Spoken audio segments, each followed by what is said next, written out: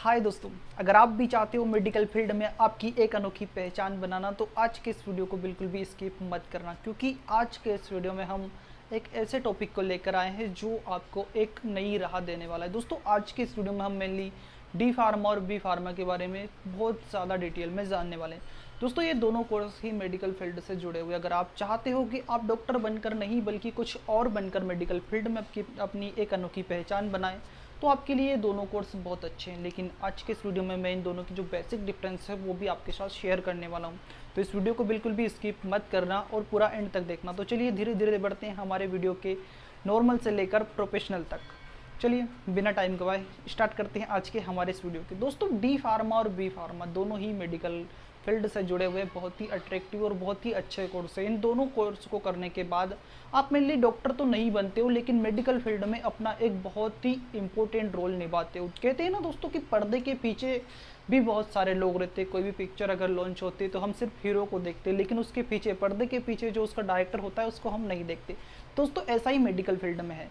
आप मेनली जो डॉक्टर होते हैं वो उस फील्ड के हीरो होते हैं, लेकिन दोस्तों जो डायरेक्टर होते हैं वो हमेशा फार्मासिस्ट ही होते हैं, और pharmacist B pharma D pharma करने के बाद ही बनते हैं। तो इसलिए अगर आप भी चाहते हो कि आप फिल्म के हीरो नहीं बल्कि डायरेक्टर बने तो आपके लिए ये दोनों कोर्स बहुत ही अच्छे हैं। दोस्तों, मेनली धीरे धीरे शुरुआत करते हैं आज के हमारे इस वीडियो के, थोड़े डीप में जानने की कोशिश करते हैं।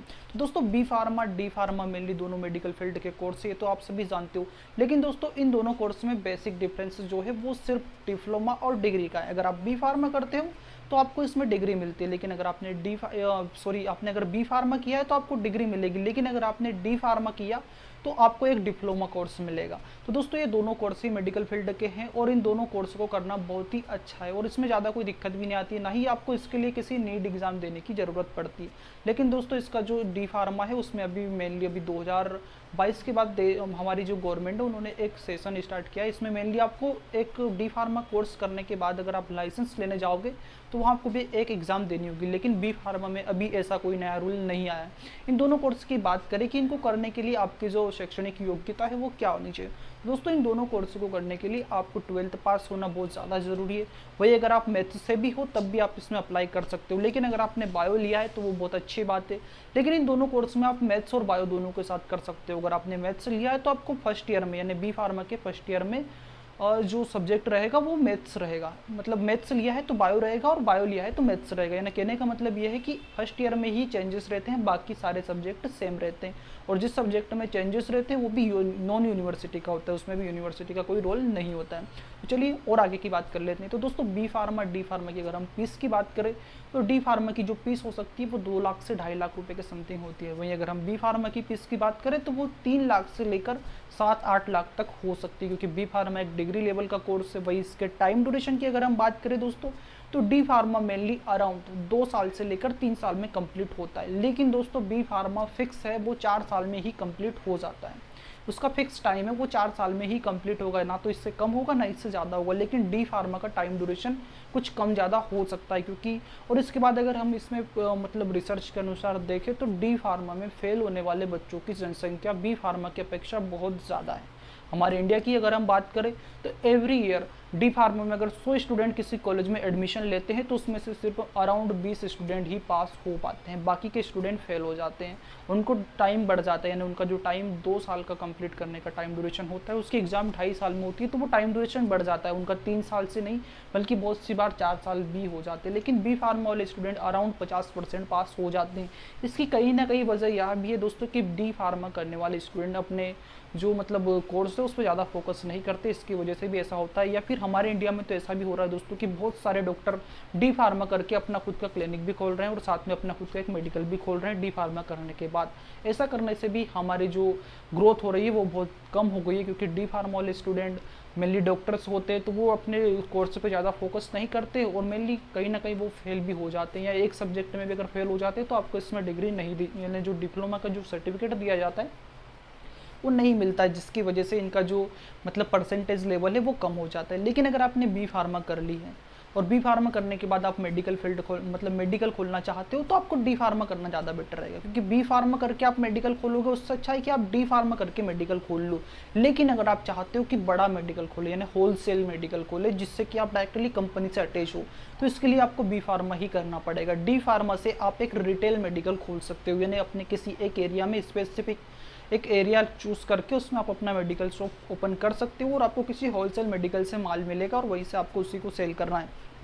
इसके अलावा दोस्तों अगर आप बी फार्मा कर लेते हो तो इसका एक एडवांटेज यहाँ भी है कि अगर आप बी फार्मा करने के बाद CMSED कोर्स कर लेते हो तो इसके बाद आप आसानी से अपना खुद का एक स्मॉल साइज का क्लिनिक भी खोल सकते हो ना। ग्रामीण क्षेत्र में आप आसानी से किसी भी पेशेंट को हैंडल कर सकते हो, उसका फर्स्ट जो ट्रीटमेंट होता है वो आप कर सकते हो। लेकिन अगर आपने डी फार्मा किया है तो आपको फर्स्ट ट्रीटमेंट करने का जो स्पेसिफिक अधिकार होता है वो नहीं होता है। अगर आप CMSED कोर्स कर लेते हो तो शायद आपको इसकी परमिशन मिल जाती है, क्योंकि CMSED कोर्स WHO के द्वारा निर्धारित किया गया है और इसमें आपको मेनली कुछ स्पेसिफिक टैबलेट देने की परमिशन मिल जाती है। लेकिन दोस्तों इसको 12th के बाद भी कर सकते हैं, ऐसा कोई प्रॉब्लम नहीं कि इसके लिए आपको डी फार्मा या बी फार्मा ही करने की ज़रूरत होती है। इससे रिलेटेड CMSED कोर्स की पूरी डिटेल का जो वीडियो है वो मैंने ऑलरेडी अपने यूट्यूब चैनल पर डाल रखा है, आप डिस्क्रिप्शन बॉक्स में जाकर उस वीडियो को आसानी से देख सकते हैं। लेकिन दोस्तों इसके अलावा मैं आपको बता दूं कि अगर आप डी फार्मा बी फार्मा इन दोनों में से कोई सा भी एक कोर्स कर लेते हो तो आपकी जो फ्यूचर है वो बहुत ही ज़्यादा अच्छा बन सकता है। वो फ्यूचर अच्छा कैसे बन सकता है, तो दोस्तों आपने भी आपके दोस्तों से सुना होगा जो बी फार्मा कर चुके हैं, वो आपको बताते होंगे कि यार हमें तो ज़्यादा इनकम नहीं हो रही है, 20-25 हज़ार रुपये ही कमा पा रहे हैं। तो दोस्तों ऐसा कुछ नहीं है, बी फार्मा करके भी आप एक MBBS के बराबर अर्न कर सकते हो। बस प्रॉब्लम्स ये है कि आपका जो रास्ता है वो कुछ डिफरेंट होना चाहिए। सब एक जैसा करेंगे तो कोई भी इंसान जैसे सक्सेसफुल नहीं होता है। लेकिन दोस्तों इसमें बी फार्मा करने के बाद हमारे पास में बहुत सारे ऑप्शंस होते हैं। MBBS के पास में बहुत कम ऑप्शन होते हैं, MBBS से कई ज़्यादा ऑप्शन एक बी फार्मा स्टूडेंट के पास में होते हैं। तो चलिए इनके बारे में भी हम डिटेल से जान लेते हैं। मैंने आपको पहले भी बताया था कि वीडियो के लास्ट में मैं बहुत ही अट्रैक्टिव चीज़ आपको बताने वाला हूँ। तो वो अट्रैक्टिव बात यही है दोस्तों कि बी फार्मा के बाद भी आप MBBS के बराबर कमा सकते हो। अब बात कर लेते हैं कि आप बी फार्मा के बाद MBBS के बराबर कैसे कमाओगे। तो दोस्तों बी फार्मा में बहुत सारे ऐसी फील्ड है जिनमें जाकर आप आसानी से बहुत ज़्यादा अर्न कर सकते हो। अब उस फील्ड के बारे में भी अलग अलग डिटेल में मैंने अलग अलग वीडियो डाल दी हैं, बस मैं यहाँ इस वीडियो में आपको उन डिटेल्स की थोड़ी डिस्क्रिप्शन बताने वाला हूँ। तो सबसे पहला जो कोर्स होता है वो फार्माकोविजिलेंस होता है। दोस्तों फार्माकोविजिलेंस आप बी फार्मा के बाद आराम से फार्माकोविजिलेंस में जा सकते हो। इसमें आपकी जो अर्निंग होगी वो अराउंड 50,000 तक हो सकती है, 50 से 1 लाख तक भी आप कमा सकते हो। इसके अलावा दोस्तों मेडिकल कोडिंग, अब कोडिंग तो कोडिंग नाम है तो आप समझ ही रहे होंगे कि इसमें पेमेंट का कोई रूल नहीं होता है। आप 50,000 से लेकर 1 करोड़ रुपए तक भी कमा सकते हो। वो आपके ऊपर डिपेंड करता है कि आप इस फील्ड में कितना जितना ज़्यादा आपके पास एक्सपीरियंस रहेगा उतना ज़्यादा आप पैसा कमाओगे।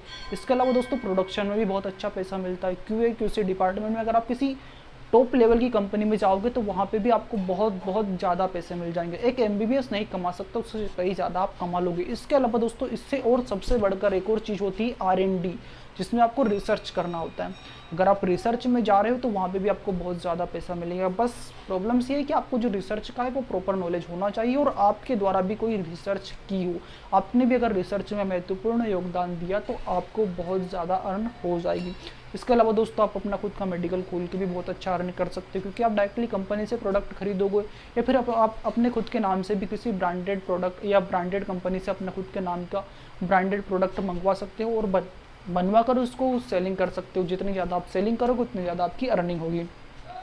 और भी दोस्तों अगर आपको बी फार्मा डी फार्मा से रिलेटेड कोई और इन्फॉर्मेशन चाहिए, और वहीं दोस्तों मैंने आपको पहले बी फार्मा और डी फार्मा का जो टाइम ड्यूरेशन है वो सही से बताया नहीं था, तो मैं एक बार और आपको बता देता हूँ कि अगर आप मेडिकल फील्ड में अपने खुद की एक अच्छी इंपॉर्टेंट फील्ड में एक अच्छा नाम कमाना चाहते हो तो आपको बी फार्मा डी फार्मा इन दोनों में से कोई एक कोर्स कर लेना चाहिए। लेकिन मैं आपको एक बात बता दूं, अगर आपने पहले BSc कर ली है तो आप डी फार्मा ही करना, बी फार्मा मत करना। लेकिन अगर आपने पहले कोई डिग्री नहीं की है, डायरेक्टली 12th के बाद आप डी फार्मा कर रहे हो तो वो गलत है दोस्तों, क्योंकि आपको डिग्री की नीड तो रहेगी, आप कहीं से BSc करोगे, उससे अच्छा है कि आप बी फार्मा कर लो, वो ज़्यादा बेटर रहेगा। सिर्फ 1 साल का टाइम ड्यूरेशन ज़्यादा बढ़ेगा, इससे ज़्यादा और कुछ नहीं होगा। चलिए दोस्तों मिलते हैं अगले वीडियो में, तब तक के लिए हमारे इस चैनल को सब्सक्राइब कर दे। और हाँ दोस्तों, लाइक कमेंट शेयर सब्सक्राइब करना मत भूलना, क्योंकि आपका लाइक कमेंट शेयर सब्सक्राइब भी हमारी वीडियो की मेहनत होती है। तो चलिए मिलते हैं अगले वीडियो में, तब तक के लिए जय हिंद।